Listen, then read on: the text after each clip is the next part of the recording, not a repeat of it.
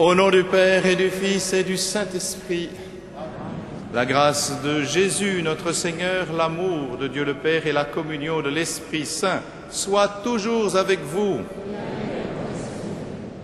Le Christ nous révèle qu'il est la vraie vigne, qui donne la sève de l'amour de Dieu pour que nous portions du fruit. Aujourd'hui, nous recevons cette sève et je salue tout spécialement ceux qui viennent justement boire à cette source, se nourrir de cette Eucharistie qui fait que nous portons du fruit. Je salue aussi tous les auditeurs de Radio Notre-Dame et tous ceux qui nous regardent sur KTO. Maintenant, nous allons recevoir ce signe qui nous a été donné d'être fils de Dieu, d'être attachés au Christ par la bénédiction de l'eau et l'aspersion.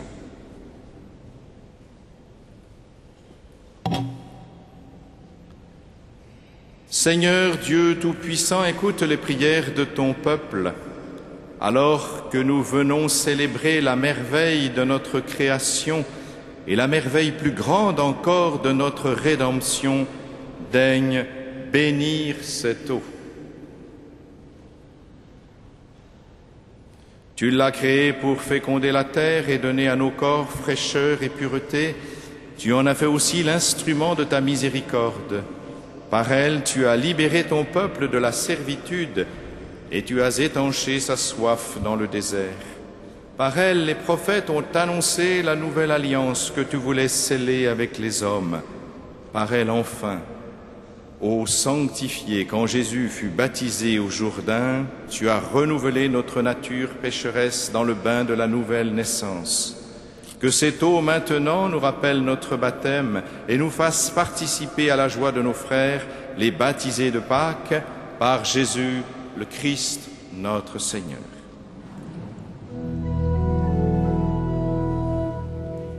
J'ai vu l'eau vive jaillissant du cœur de Christ.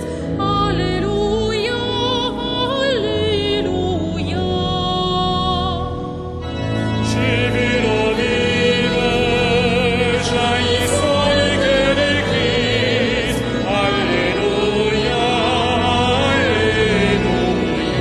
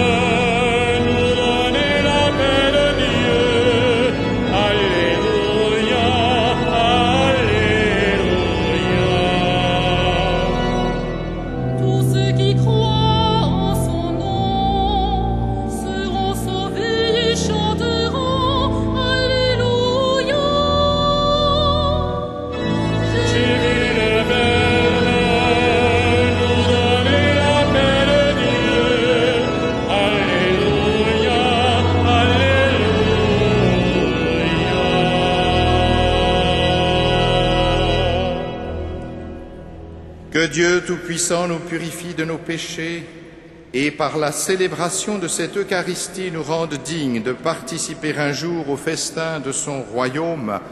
Amen.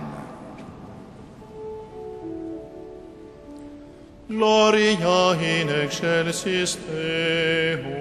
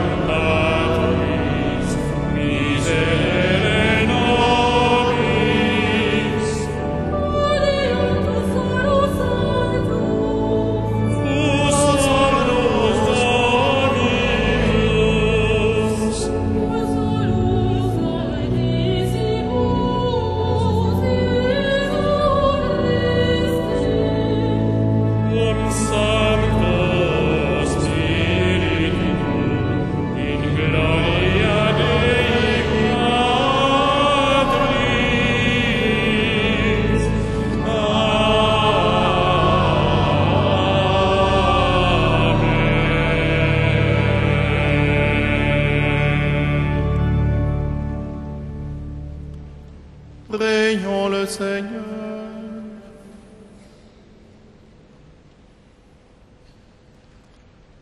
Dieu qui a envoyé ton Fils pour nous sauver et pour faire de nous tes enfants d'adoption, regarde avec bonté ceux que tu aimes comme un Père. Puisque nous croyons au Christ, accorde-nous la vraie liberté et la vie éternelle. Par Jésus-Christ, ton Fils, notre Seigneur et notre Dieu, qui vit et règne avec toi dans l'unité du Saint-Esprit, maintenant et pour les siècles des siècles.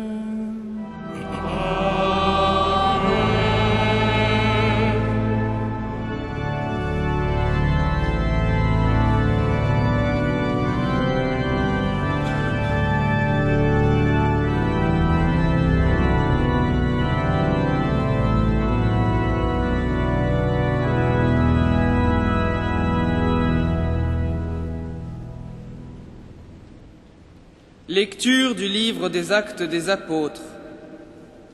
Après sa conversion, Paul vint à Jérusalem. Il cherchait à entrer dans le groupe des disciples, mais tous avaient peur de lui, car ils ne pouvaient pas croire que lui aussi était un disciple du Christ. Alors Barnabé le prit avec lui et le présenta aux apôtres.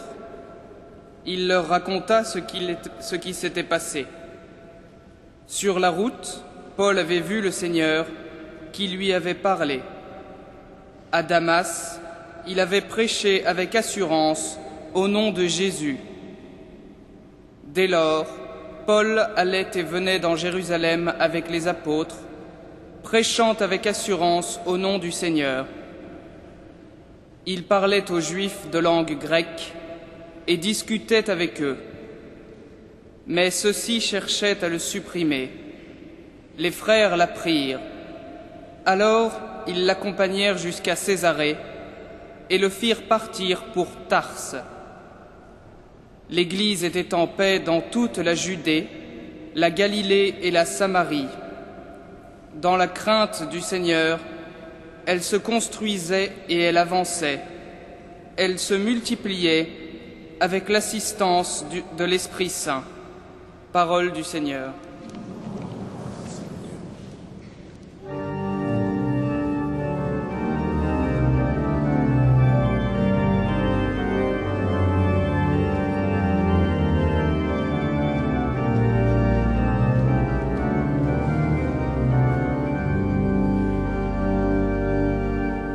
Psalite Deo, psalite, Alleluia, Alleluia. Psalite Deo, psalite, Alleluia, Alleluia. Tu seras ma louange dans la grande assemblée. Devant ceux qui te craignent, je tiendrai mes promesses. Les pauvres mangeront, ils seront rassasiés. Ils loueront le Seigneur, ceux qui le cherchent. Psalite Deo, psalite, Alleluia, Alleluia. La terre entière se souviendra et reviendra vers le Seigneur. Chaque famille de nations se prosternera devant lui. Oui, au Seigneur la royauté, le pouvoir sur les nations. Psalite Deo, psalite, Alleluia, Alleluia. Et moi je vis pour lui, ma descendance le servira. On annoncera le Seigneur aux générations à venir. On proclamera sa justice au peuple qui va naître. Voilà son œuvre. Psalite Deo, psalite, Alleluia, Alleluia.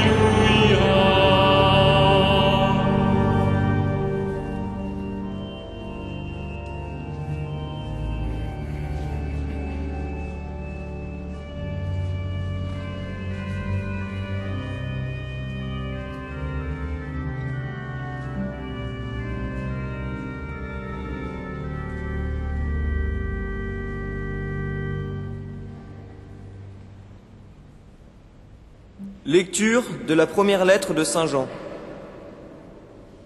Mes enfants, nous devons aimer, non pas avec des paroles et des histoires, des discours, mais par des actes et en vérité. En agissant ainsi, nous reconnaîtrons que nous appartenons à la vérité, et devant Dieu, nous aurons le cœur en paix. Notre cœur aurait beau nous accuser, Dieu est plus grand que notre cœur, et il connaît toutes choses. Mais bien-aimés, si notre cœur ne nous accuse pas, nous nous tenons avec assurance devant Dieu. Tout ce que nous demandons à Dieu, il nous l'accorde, parce que nous sommes fidèles à ses commandements et que nous faisons ce qui lui plaît. Or, voici son commandement: avoir foi en son Fils Jésus-Christ, et nous aimer les uns les autres, comme lui, il nous l'a commandé. Et celui qui est fidèle à ses commandements demeure en lui et Dieu en lui. Et nous reconnaissons qu'il demeure en nous, puisqu'il nous a donné son esprit. Parole du Seigneur.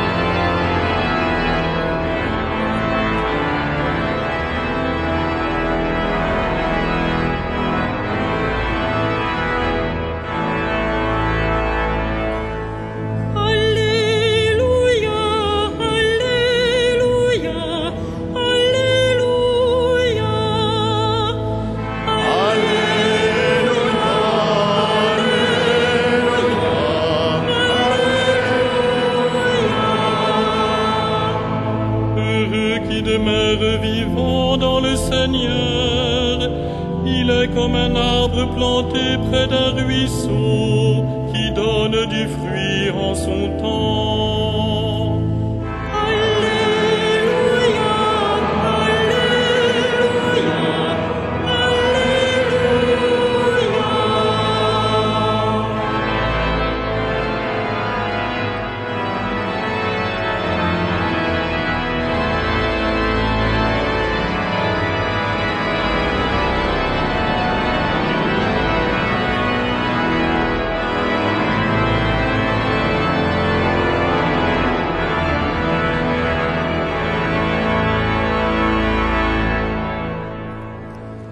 Le Seigneur soit avec vous. Et avec votre esprit. Évangile de Jésus-Christ selon saint Jean. Gloire à toi, Seigneur.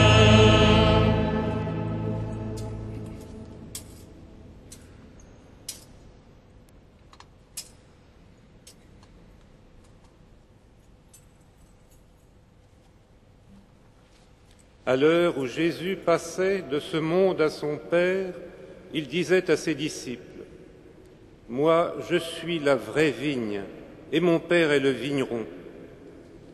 Tout sarment qui est en moi, mais qui ne porte pas de fruits, mon Père l'enlève. Tout sarment qui donne du fruit, il le nettoie pour qu'il en donne davantage. Mais vous, déjà, vous voici nets et purifiés, grâce à la parole que je vous ai dite. Demeurez en moi, comme moi en vous. De même que le sarment ne peut pas porter du fruit par lui-même s'il ne demeure pas sur la vigne, de même, vous non plus, si vous ne demeurez pas en moi. Moi, je suis la vigne, et vous les sarments. Celui qui demeure en moi et en qui je demeure, celui-là donne beaucoup de fruits, car en dehors de moi, vous ne pouvez rien faire. Si quelqu'un ne demeure pas en moi, il est comme un sarment qu'on a jeté dehors et qui se dessèche. Les sarments secs, on les ramasse, on les jette au feu, et ils brûlent. Si vous demeurez en moi, et si mes paroles demeurent en vous, demandez tout ce que vous voudrez, et vous l'obtiendrez. Ce qui fait la gloire de mon Père, c'est que vous donniez beaucoup de fruits, ainsi vous serez pour moi des disciples. Acclamons la parole de Dieu.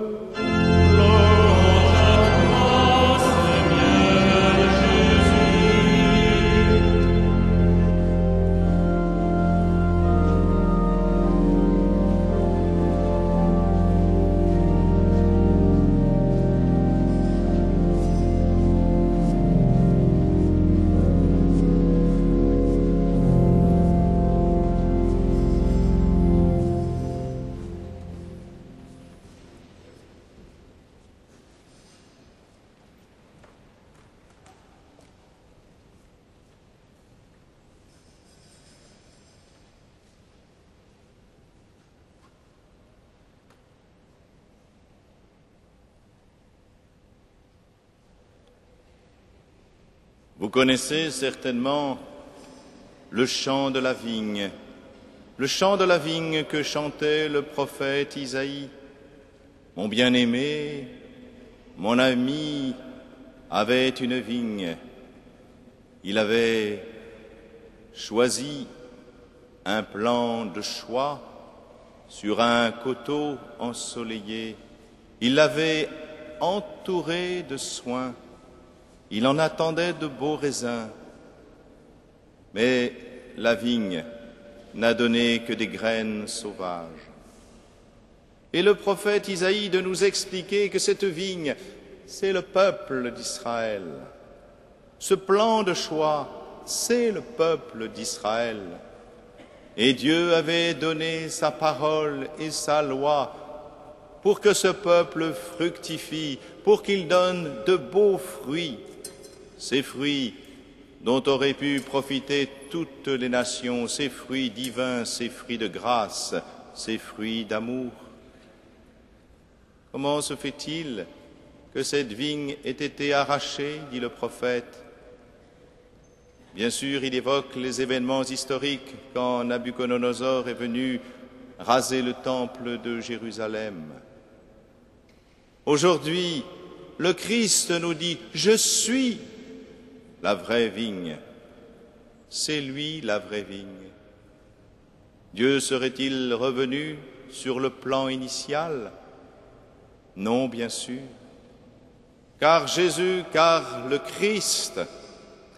Christ est fils de Marie. Il est fils d'Israël. Il est le Messie d'Israël. En lui s'accomplit ce que Dieu avait choisi. C'est lui qui est la vraie vigne qui va porter du fruit. La première vigne était entourée de soins, certes. Elle avait reçu la parole de Dieu. Elle avait reçu l'amour de Dieu. Et dans sa prière, elle disait « Écoute, écoute Israël », pour que cette parole pénètre en elle. Mais la parole était quand même extérieure à elle. Il aurait fallu qu'elle puisse rentrer et se déployer en elle.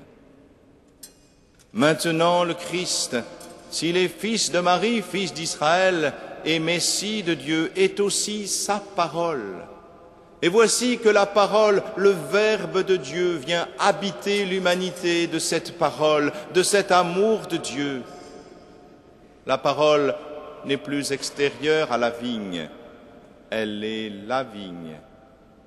Ainsi, cet amour de Dieu vient habiter l'humanité pour que cette humanité, greffée sur le Christ, puisse porter du fruit. Vous êtes les sarments. Vous le savez peut-être si vous êtes sortis en dehors de la cathédrale Notre-Dame de Paris et que, un jour, vous avez pu voir des vignes. Vous le savez, c'est le sarment qui porte le fruit. Cela veut dire que c'est nous, mes frères, chacun d'entre nous qui sommes les sarments et qui portons le fruit divin.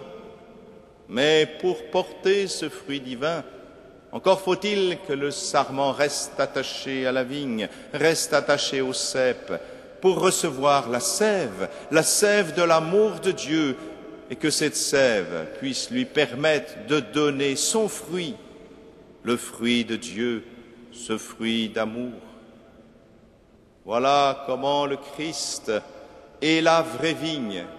Cette vigne, dit le pape Benoît XVI dans son livre sur Jésus de Nazareth, cette vigne est le lien indissoluble entre Jésus et les siens, le lien indissoluble. Il n'est pas possible de se séparer du Christ. Cela n'est pas possible. Où est le lieu où la sève passe? C'est à l'Eucharistie, mes frères. À l'Eucharistie où le Christ lui-même se donne en nourriture, où il se donne par amour. Voilà où est la sève. Voilà pourquoi il n'est pas possible, comme le disait Paul, de déserter nos assemblées. C'est ici que le lien se fait, que le lien indissoluble entre le Christ, sève de l'amour de Dieu, parole incarnée, se donne pour nourrir les sarments et pour que les sarments portent du fruit. Vous le savez aussi, dans une vigne, il faut tailler. C'est ce que dit le Christ.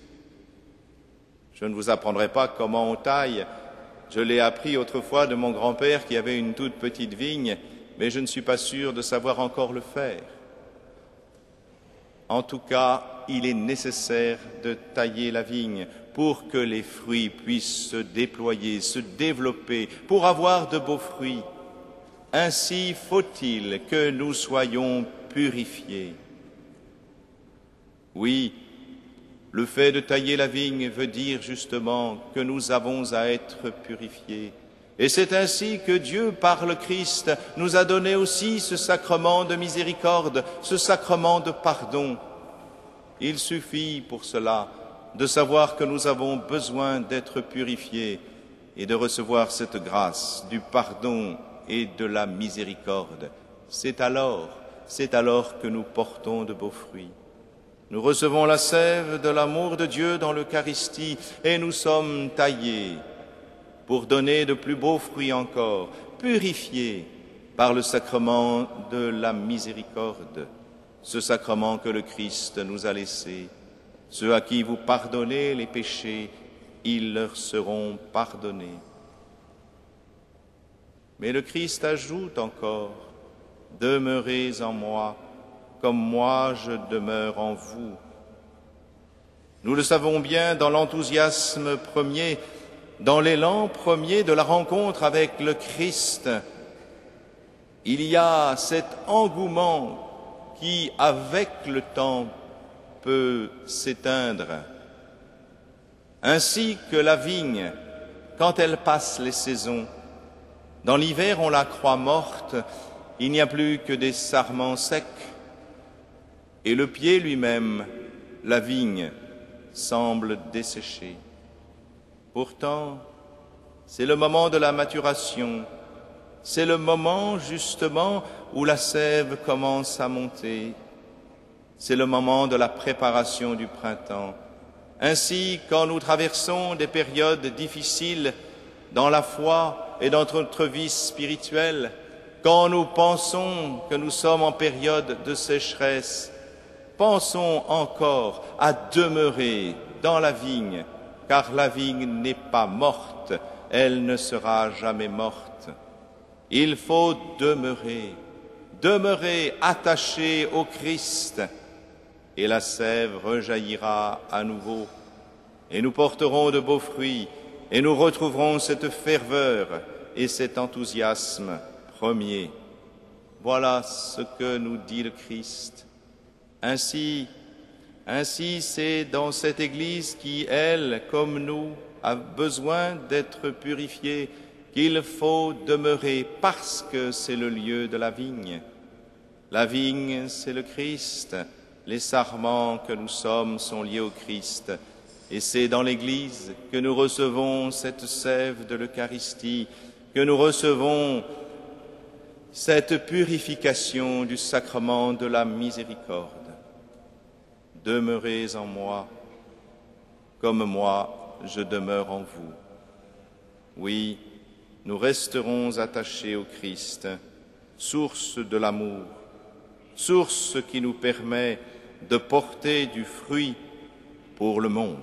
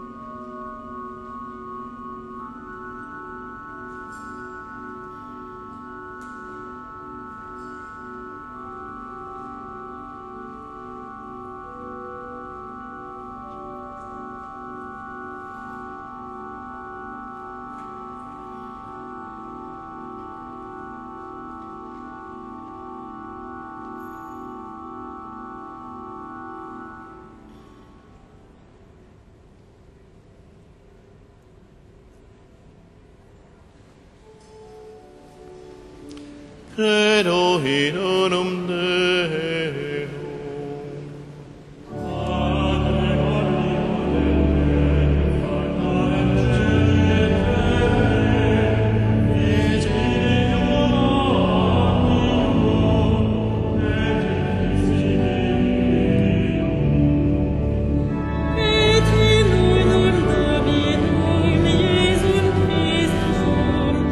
Filium Dei, udice de tu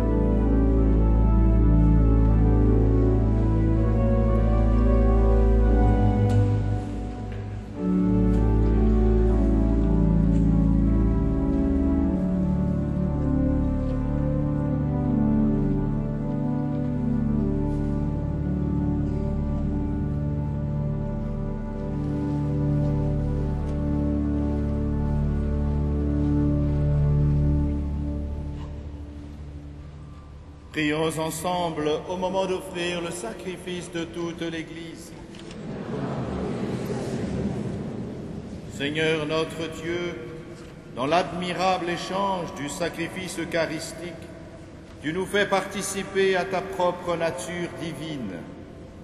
Puisque nous avons la connaissance de ta vérité, accorde-nous de lui être fidèles par toute notre vie, par Jésus le Christ, notre Seigneur. Le Seigneur soit avec vous. Élevons notre cœur. Rendons grâce au Seigneur notre Dieu.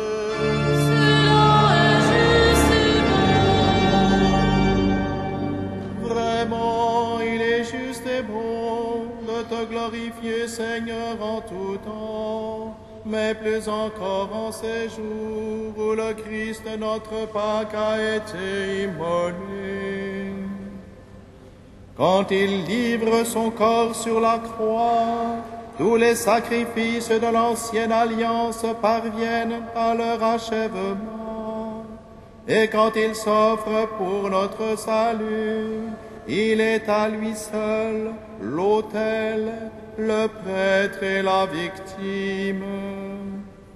C'est pourquoi le peuple des baptisés, rayonnant de la joie pascale, exulte par toute la terre, tandis que les anges dans le ciel chantent sans fin l'hymne de ta gloire.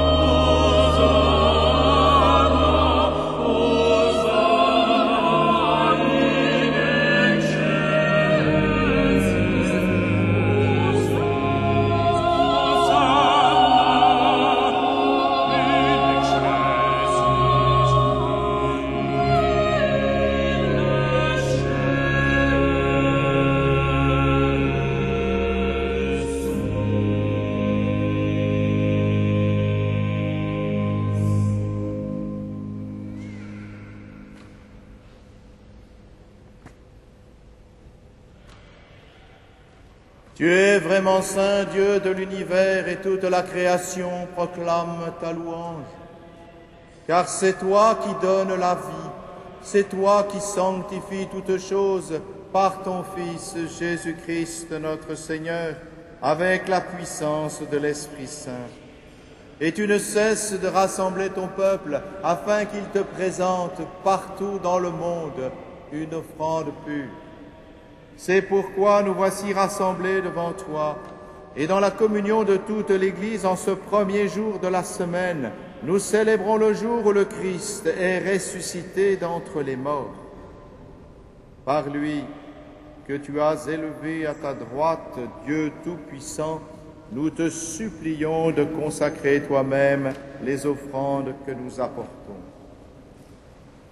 Sanctifie-les par ton Esprit, pour qu'elles deviennent le corps et le sang de ton Fils, Jésus-Christ notre Seigneur, qui nous a dit de célébrer ce mystère. La nuit même où il fut livré, il prit le pain. En te rendant grâce, il le bénit, il le rompit et le donna à ses disciples en disant: Prenez et mangez-en tous, ceci est mon corps livré pour vous.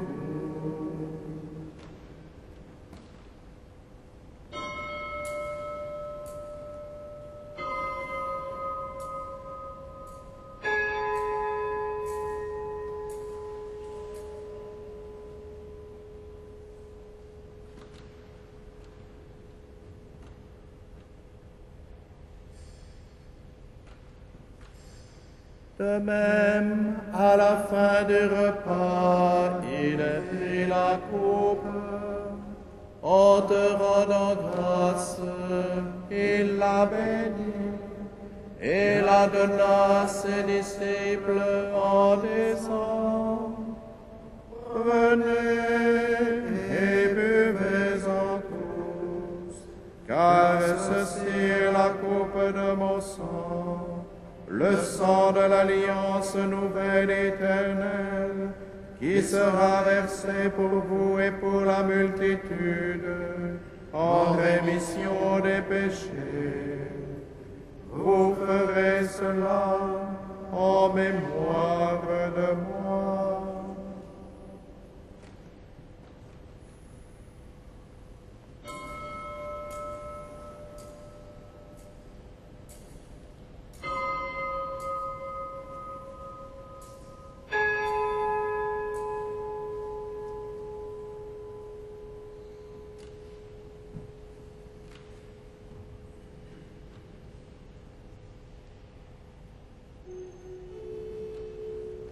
Il est grand le mystère de la foi.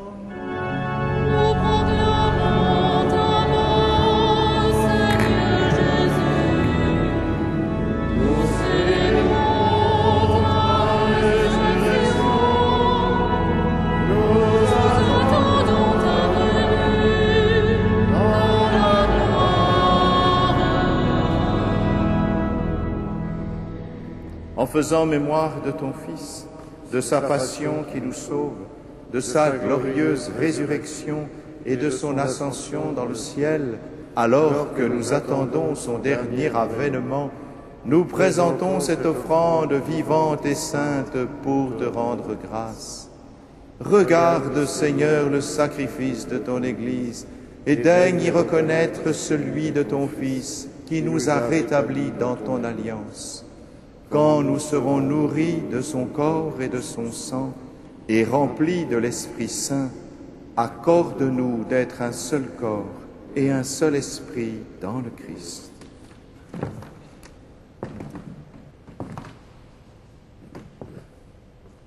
Que l'Esprit Saint fasse de nous une éternelle offrande à ta gloire, pour que nous obtenions un jour les biens du monde à venir.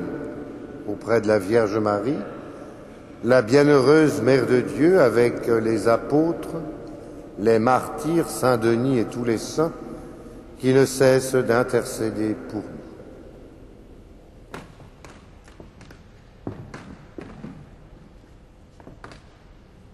Et maintenant, nous te supplions, Seigneur, par le sacrifice qui nous réconcilie avec toi, étends au monde entier le salut et la paix. Affermis la foi et la charité de ton Église au long de son chemin sur la terre. Veille sur ton serviteur, le pape Benoît, et notre évêque André, l'ensemble des évêques, les prêtres, les diacres, et tout le peuple des rachetés. Écoute les prières de ta famille assemblée devant toi, et ramène à toi, Père très aimant, tous tes enfants dispersés. Pour nos frères défunts, pour les hommes qui ont quitté ce monde et dont tu connais la droiture, nous te prions. Reçois-les dans ton royaume où nous espérons être comblés de ta gloire, tous ensemble et pour l'éternité, par le Christ notre Seigneur, par qui tu donnes au monde toute grâce et tout bien.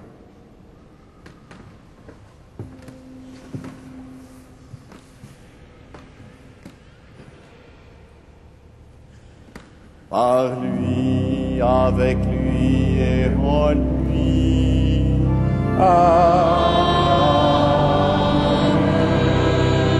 À toi, Dieu le Père Tout-Puissant, dans l'unité du Saint-Esprit.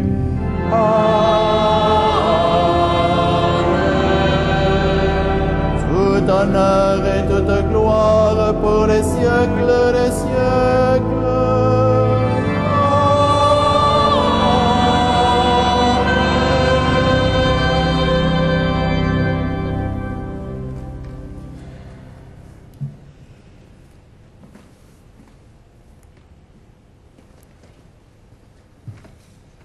Unis dans le même esprit, nous pouvons dire avec confiance la prière que nous avons reçue du Sauveur.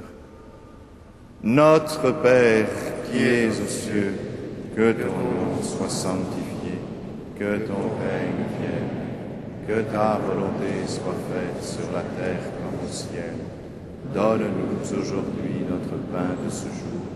Pardonne-nous nos offenses, comme nous pardonnons aussi à ceux qui nous ont offensés. Et ne nous soumets pas à la tentation, mais délivre-nous. Délivre-nous de tout mal, Seigneur, et donne la paix à notre temps.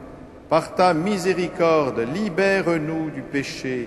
Rassure-nous devant les épreuves en cette vie où nous espérons le bonheur que tu promets et l'avènement de Jésus-Christ, notre Sauveur, car c'est à toi qu'appartiennent le règne, la puissance et la gloire pour les siècles. Seigneur Jésus-Christ, tu as dit à tes apôtres, je vous laisse la paix, je vous donne ma paix.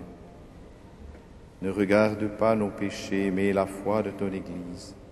Pour que ta volonté s'accomplisse, donne-lui toujours cette paix et conduis-la vers l'unité parfaite, toi qui règnes pour les siècles des siècles. Amen. Que la paix du Seigneur soit toujours avec vous. Et avec votre esprit. Frères et sœurs, dans la charité du Christ, donnez-vous sa paix. La paix du Christ. La paix du Christ.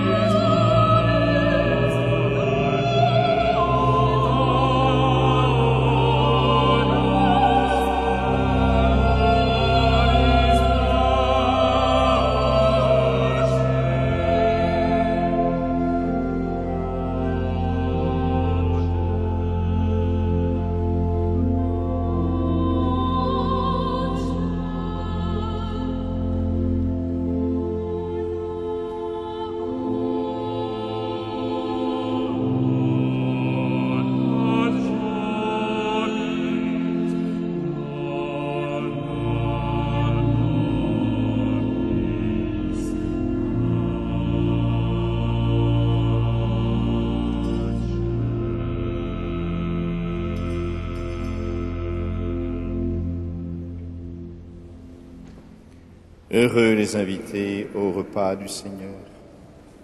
Voici l'agneau de Dieu qui enlève le péché du monde. Seigneur, je ne suis pas digne de recevoir, mais seulement une parole et je serai guéri.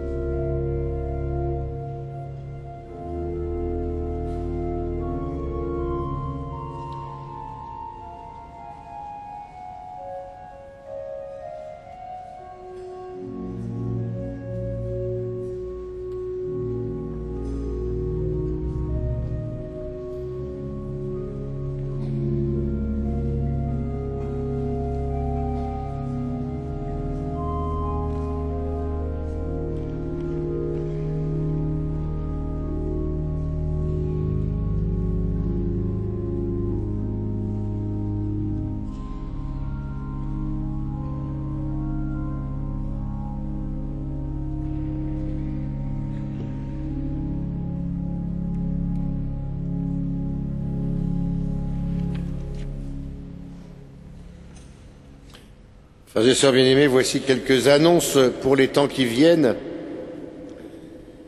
Tout d'abord, dans la semaine, jeudi prochain, après la messe de 18h15, vous êtes invités à l'adoration du Saint-Sacrement à 19h et une méditation des textes de Saint Paul. Samedi et dimanche prochain, les messes et les offices ont lieu aux heures habituelles. Notez cependant qu'il n'y aura pas d'audition d'orgue à 16h30 dimanche prochain et que surtout nous aurons la joie, la grande joie d'accueillir la messe de l'œuvre d'Orient à 15h, dimanche 17 mai donc, avec sa béatitude Antonios Naguib, le patriarche copte catholique d'Alexandrie et d'autres évêques, sous la présidence du cardinal André XXIII. L'œuvre d'Orient, je vous ai mis un texte qui vous explique l'enjeu de cette œuvre d'Église. Sachez simplement qu'elle soutient absolument nos frères chrétiens d'Orient. Ça va mieux en le disant. D'autre part, notez que le mardi 19 mai, à 20h30, aura lieu un concert à Notre-Dame, grande polyphonie de la Renaissance. Vous pouvez trouver des billets à l'accueil, aux heures d'ouverture du bureau d'accueil. Et puis les nocturnes à Notre-Dame de Paris, l'opéra d'Images, Réjouis-toi Marie, pendant ce mois de mai et le mois de juin, à part quelques exceptions qui sont portées sur votre feuille, ça a lieu tous les jeudis et les samedis soirs à 21h15. C'est une heure de spectacle sur grand écran pour faire mieux comprendre le mystère de Marie, spiritualité de Marie, Notre-Dame. C'est en français, sous-titré en langue anglaise, et l'entrée est libre. Enfin, pendant toute la semaine, comme on vous l'a déjà dit, soyons en communion de prière avec le pèlerinage pour la paix, pour la foi, pour l'homme et pour Dieu du pape Benoît XVI en Terre Sainte. Demain, il sera à Jérusalem et ensuite dans les territoires occupés en Palestine.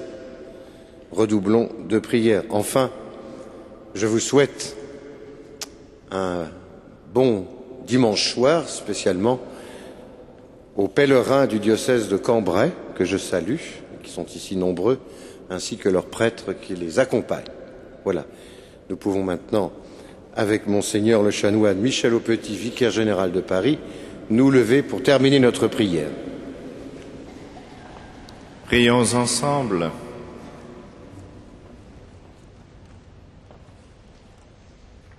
Dieu très bon, reste auprès de ton peuple, car sans toi notre vie tombe en ruine. Fais passer à une vie nouvelle ceux que tu as initiés au sacrement de ton royaume par Jésus le Christ, notre Seigneur. Le Seigneur soit avec vous. Que Dieu Tout-Puissant vous bénisse, le Père, le Fils et le Saint-Esprit. Allez dans la paix du Christ.